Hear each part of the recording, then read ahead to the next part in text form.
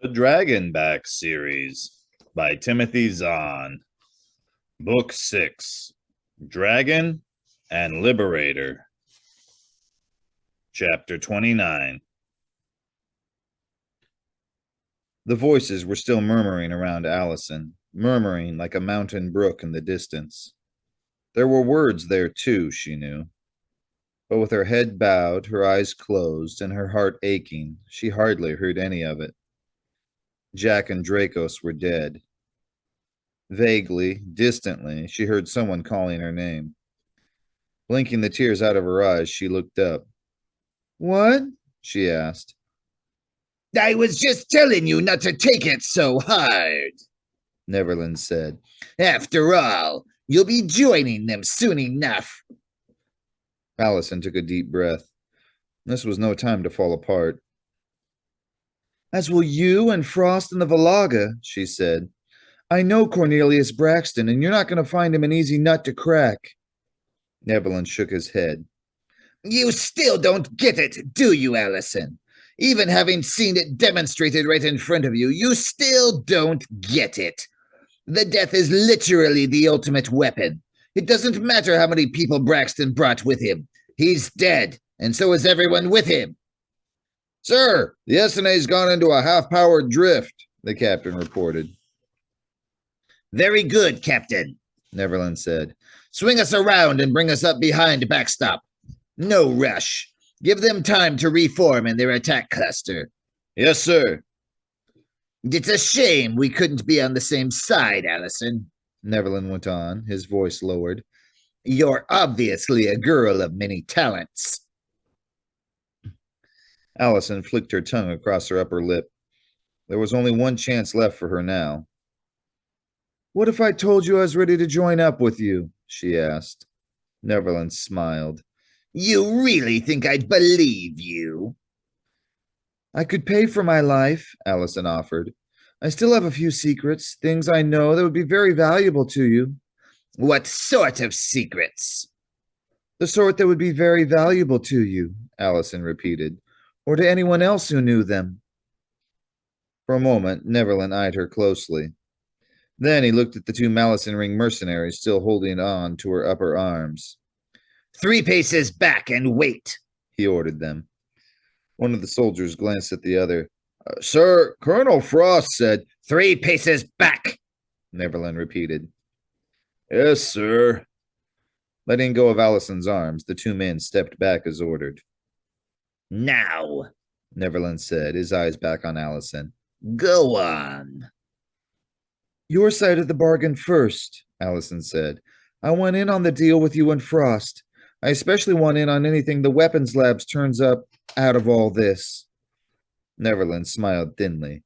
"You have a particular interest in weapons." "My father does, yes," Allison said.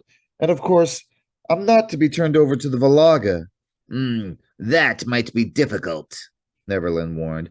"You've cost them a great deal of time and trouble." "You're helping them get what they want," Allison countered. "I think they can afford to concede a point or two." "Sir," the captain called, "the SNA's on the move again." "It's just the ship's computer flailing around," Neverland called back. "Ignore it." "Yes, sir." "Well?" Allison asked. "All right, I'll play," Neverland said, inclining his head to her. "If these supposed secrets are actually worthwhile, you have a deal." Allison took a deep breath. Tanim would understand, she told herself. Surely Tanim would understand. "Okay," she said. "Here it is." Before Jack could do more than gasp, the violet cone swept back toward him, passing unhindered through the canopy and cut through him like a tingling knife. Nothing happened. Carefully, Jack opened his eyes, only then realizing that he'd even shut them. "Dracos?" he asked warily. "I'm here," Dracos said just as warily. "What happened?" "You tell me, buddy," Jack countered, looking down at his chest. Dracos's gold-scaled head was visible through the open collar, one green eye looking up at him. "I thought the death killed everything it hit." "It does!" Draco said, sounding as puzzled as Jack felt. It always does! Well, it didn't this time, Jack said. Not unless incredibly grubby flight suits are allowed in the afterlife. Could they have missed? Draco suggested doubtfully. That tingle felt rather like a near miss. That was no miss, near or otherwise, Jack said firmly. I saw it go through me. I felt it go through me. Then I have no idea, Draco's conceded. Jack, Uncle Verge asked tentatively. Are you all right, lad? Yeah? Apparently so, Uncle Verge, Jack assured him. Blinked once, shook his head to clear it, and for the first time since the death had passed through him, he focused on the view through the SNA's canopy. Not surprisingly, he'd let go of the yoke when the death hit. As a result, the SNA was more or less in drift mode, its nose angling off its original course, its engines backing off to half speed.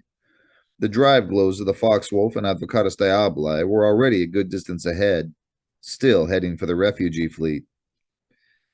And then, as he watched, the Advocatus Diaboli detached itself from the larger ship and started an almost leisurely curve to the side.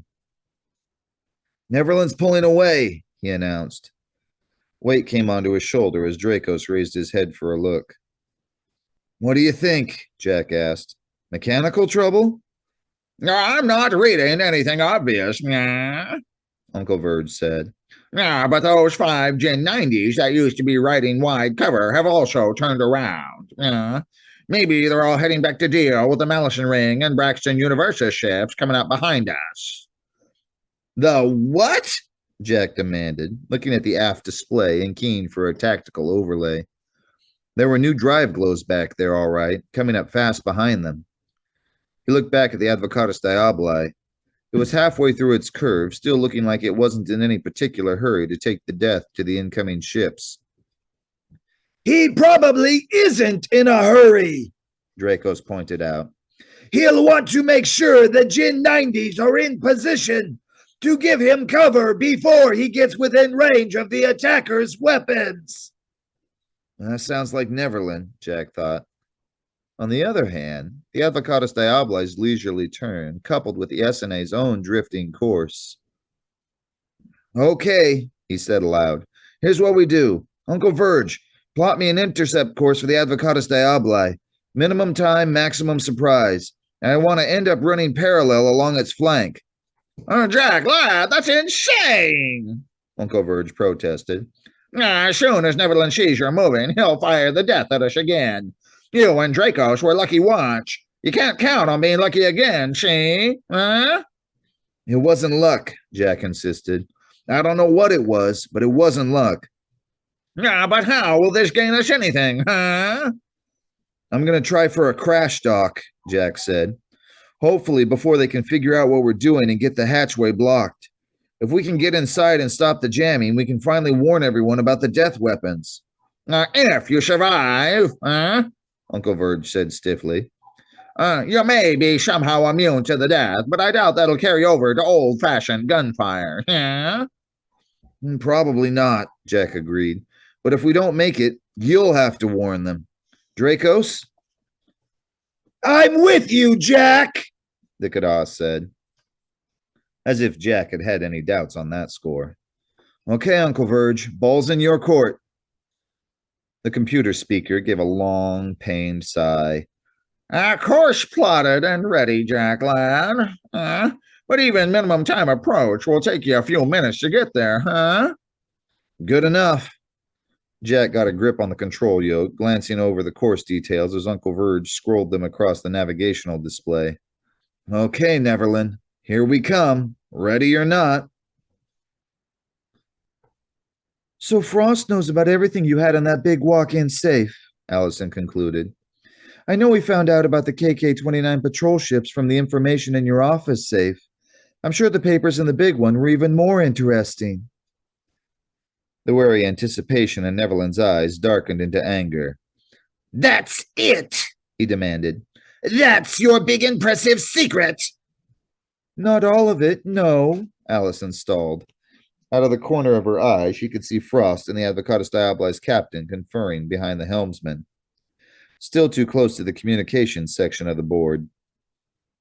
I also know Braxton has been monitoring Jack Morgan's movements, including his little side trips to Roscrovy and Semaline. How could he have done that without someone in Frost's group feeding him information? With Braxton's resources, Neverland said with a snort, he could have found Morgan in any of a dozen ways. I'm just saying there are things going on under the radar, Allison said. Across the bridge, Frost and the captain moved a few feet over to study the sensor station's tactical displays. And it was time. Allison braced herself for action. She was probably about to die, she knew. Chances were she would die without even accomplishing her goal. But she had to try. She can only hope Tanim would understand why she'd done it. This is nonsense, Neverland declared, and you're wasting my time. Lifting his eyes, he beckoned her guards forward again. And as he did, Allison ducked down, rammed her shoulder into his chest as hard as she could, and charged toward the communication board. But she'd only gone 2 steps before a hand grabbed her forearm from behind. She tried to twist away, but the grip was solid, bringing her desperate rush to a sudden halt. The hand yanked at her, spinning her around and around again. You little fool! Neverland said, his free hand pressed against his chest where her shoulder had rammed him. Did you think I wasn't expecting something like that? He let go as her 2 Malison ring guards caught up and locked their own massive hands around her upper arms. What happened? Frost demanded, hurrying up to them. She tried to get to the jamming control, Neverland told him. Probably figured that the SNA's computer would spot that the bubble was down and send out a warning. Frost glowered at Allison. With your permission, sir, I think we've had enough of Allison Kana for one day. Agreed, Neverland said. Take her to her stateroom. With a horrible screech of shredded metal, the ventilation duct across the bridge disintegrated, and a black-scaled fury hurled itself into the room. The bridge exploded in pandemonium. Neverland shouted something incomprehensible, practically falling over as he backed hurriedly away. The hands gripping Allison's arms were suddenly gone as the soldiers went for their guns. Frost had the presence of mind to grab Allison's shirt collar with his left hand as he went for his own gun with his right. But Tanim hadn't come for vengeance or war. That single leap landed her on the deck beside the communications board, and with 3 slashes of her claws, she disintegrated the section that controlled the radio bubble. You got it! Allison called to her, twisting around in Frost's grip and kicking hard into the side of his knee. He spun halfway around, grunting in pain as his shot buried itself in the bridge ceiling instead of Tanim. Now get out of here! Allison shouted as she bounced her shoulders sideways off her 2 Malison ring guards, trying to wreck their aim too. Go somewhere safe and hide! Go! Tanim's silver eyes flicked once to her. Then, to Allison's relief, the Kadab bounded back up through the shredded grill and disappeared down the duct. Hold your fire! Frost snapped as the mercenaries finally got their guns lined up again. His own weapon, Allison noted uneasily, was pointed at her. No point! It's gone! The Valaga stepped toward Frost, his tentacle writhing like twin snakes caught in an electric fence. How will Kadar hear aboard? He demanded. How will Kadar hear aboard? I don't know, Frost said, his eyes steady on Allison over the barrel of his gun. But I can guess. Alert the crew and soldiers, Neverland ordered, his breath coming quick and shallow. If they see it, they're to shoot to kill. Across the room, an alarm warbled. Proximity warning, the helmsman called tensely. It's the SNA coming in fast. Evasive, Frost ordered. Morgan must have left a last-ditch ramming order on the computer before he died. Keep us away from the ship and get that jamming bubble back up. Too late, the captain said. The SNA's transmitting. He hit a switch. Allison held her breath. Attention, Kada and Shantine, a familiar voice boomed. Attention, Braxton Universe's ships. And Allison felt her heart surge. the ashes of defeat blazing again with sudden fire. It was Jack. "Attention, Braxton Universe's ships," Jack called, watching the Advocatus Diaboli. The bigger ship had finally noticed the SNA bearing down on it and was trying to veer away.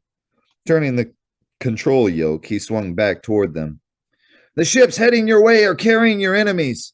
For you Braxton people, that includes Arthur Neverland and Colonel Maximus Frost of the Malison Ring.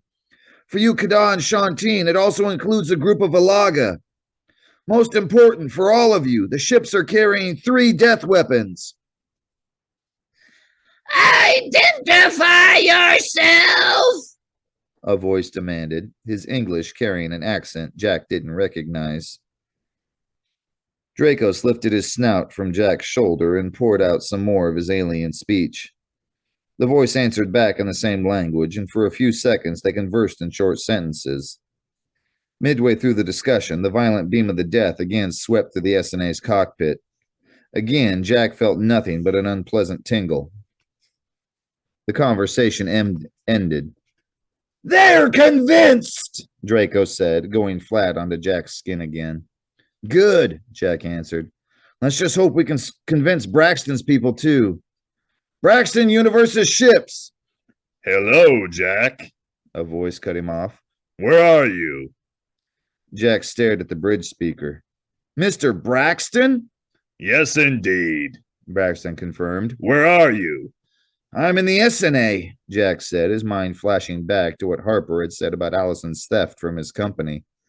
Braxton must really, really want her badly to have come all this way personally to get her. "Currently working my way toward the Advocatus Diaboli." "You mean you're on the ship that was just hit with the death?" Braxton asked. Jack blinked. "You know about the death?" "I know everything," Braxton said. "But if the death hits you, why are you still alive? Doesn't it work against humans?" "Oh, it works just fine against humans," Jack said grimly. "And as you saw, Neverland's got one of them aboard the Advocatus Diaboli. You and your people need to back away before he gets into range." "Understood," Braxton said. "But you haven't answered my question." "I don't know why we're alive," Jack said. "Somehow a human-Kada combination seems to be immune." He grimaced, belatedly remembering that Braxton didn't know what a Kada was. "A Kada is a sort of—" "That doesn't make sense," Braxton interrupted. "The death has no trouble killing Kada and Shantine combinations." Jack blinked. How in blazes does he know all this? "I don't know," Draco said. "but I have had a sudden thought. With your permission." "Go for it, buddy." Dracos lifted his head off Jack's shoulder. "Mr. Braxton, this is Dracos," he said. "The Kada who saved my life on the Star of Wonder," Braxton said. "I hadn't had a chance yet to thank you for that." He does know a lot, doesn't he?" Dracos thought toward Jack. "You're welcome," he said aloud. "There is an analogy I've used regarding the death.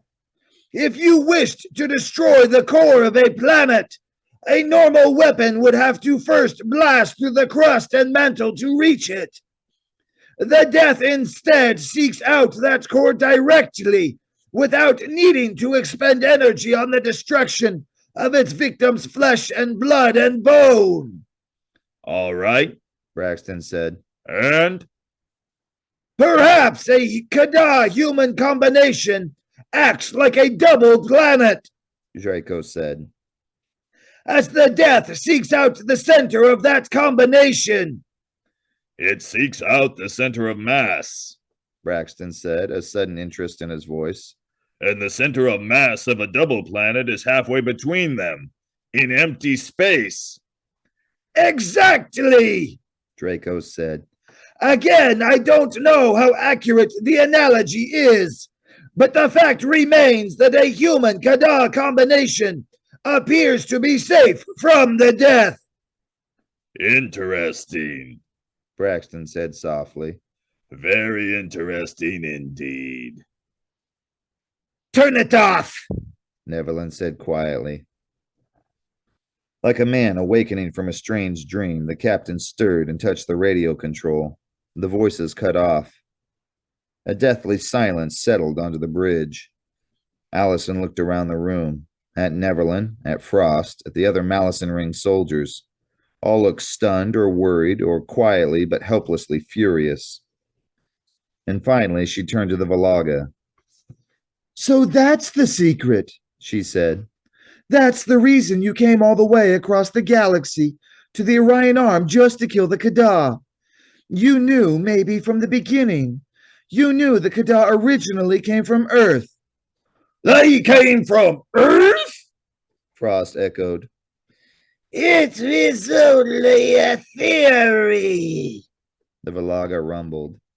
It has not been proven. Oh, it has now, Allison told him. That's why Dracos has been picking up new abilities over the past 6 months. With Jack as his host, he's found a part of himself he hadn't even realized was missing. More and more of those on the bridge, she noticed, were starting to transfer their attention from the silenced radio speaker to the Valaga. And some of those stunned expressions were starting to give way to anger.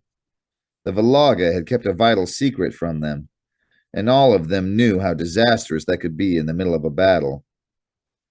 You didn't dare take the risk that the Kada would find us and figure this out for themselves, Allison continued. So you came to Neverland and dangled big rewards in his face and got him to... Enough, Neverland said. Allison stopped, a sudden chill running up her back. There was nothing to the growing sense of outrage or betrayal in Neverland's own voice or expression. There was nothing there but a dark and deadly determination. This is all very interesting, He said quietly. But it changes nothing. There's only one human Kada combination in the galaxy, and it won't be around much longer. He looked at Frost. Meanwhile, we still have the Death, and we have solid Valagan tactics with which to use it against both the invaders and Braxton. And those other Malison Ring ships too? Frost asked, an odd edge in his voice. Did General Davy develop immortality for his men when I wasn't looking? Neverland retorted. Of course those other Malison Ring ships do. I was thinking of the possible future consequences. Frost persisted. Those Shrikes wouldn't be there if General Davy didn't already know what was going on. But he doesn't know what's going on, Neverland reminded him smoothly. He has only Braxton's version of events, a version that won't survive beyond the next few hours. Don't worry, Colonel. Our story is the only one that will ever leave this place. He turned back to the Valaga. The mission is still on, Lord Highest. Order your people to continue as planned. They will continue until death, The Valaga promised. What of Morgan and the Kada? As I said, they won't be around much longer, Neverland assured him. Since Morgan was kind enough to warn Braxton about the Death, I noticed his ships have scattered out of their attack clusters. While they're trying to figure out how to regroup to face us, we'll have the backstop force come back and deal with the SNA. Colonel! Frost pursed his lips but nodded. Yes, sir, He said. I'll give the order.